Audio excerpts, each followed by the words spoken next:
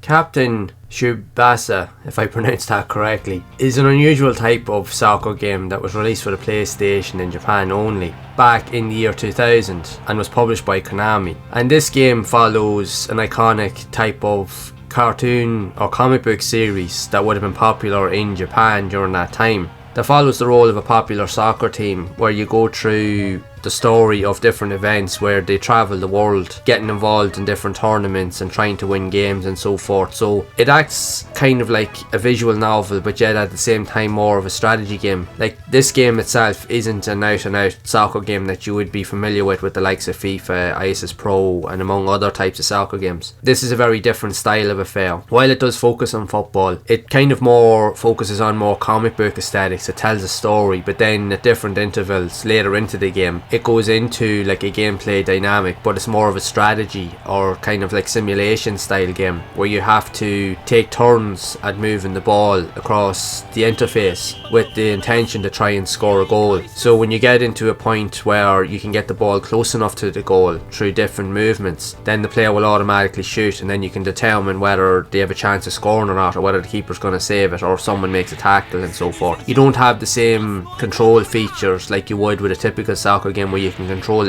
each individual player and move them around and dribble the ball. There's none of that here at all. This is definitely more of a strategy game rather than an out and out full on soccer game. I haven't spent time into it. The one thing I found now, again because of the language barrier, I am aware of the series because I have seen information around it floating around online, and it seemed to be a quite popular series in Japan at the time. But when you're playing the game, because it focuses on more of a comic book, it acts like more like an interactive movie or a visual novel where you have to listen to dialogue and see screenshots of the various characters and what they're saying and how they're developing as the course of the game progresses. And then obviously you interact with characters from other teams where you create almost like a competitive rivalry against other teams, so then you go to play them and then it's your goal then to try and win them. And that's when the game then gradually changes into the more strategic gameplay style where you have to try and overcome each of the teams through various character movements or turn-based mechanics. But to get to that point, because it's not like any other soccer game where you can literally pick it up and play it and go into a quick game mode and literally just start playing, it won't happen here. You will literally have to play through the game literally for about 20 minutes and listen to all the dialogue, and it will just keep going and going and going until you get into the first game. Now in most cases it will put a lot of players off. If you're looking for a more quick fix affair, this isn't it at all. It's totally different than that. But if you want something that is a bit more kind of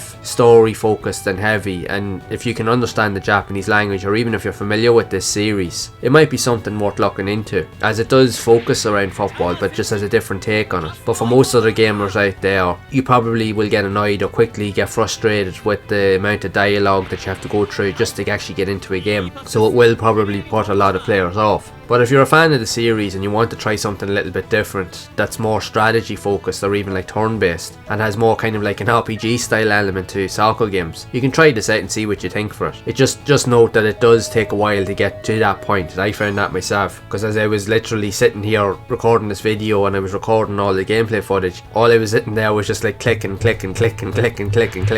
some more to try and get into a game. And at that point I was nearly going to give up because I didn't think that it was even possible. And then I got into a game and then I quickly realised that it's a different type of style of the way it plays compared to your typical soccer game. But at least by watching this, hopefully some of you will get an idea of what the game's about. If you haven't played it, some of you may not even know anything about this series of games, so hopefully it'll bring that to light to you. And I would love to know your thoughts on this game if you have even played it yourself, or even aware of the series, or even how aware of how popular it was in Japan. Be sure to share it down in the comments below. And if you have enjoyed this video, make sure to leave a like, subscribe to the channel and hit the bell to be updated of future videos. And in the meantime, if you want to see other content around other types of soccer games also released on the PlayStation, even from different regions, then be sure to check out the playlist here on screen to see more of those games in action. And as always, keep those gaming memories alive.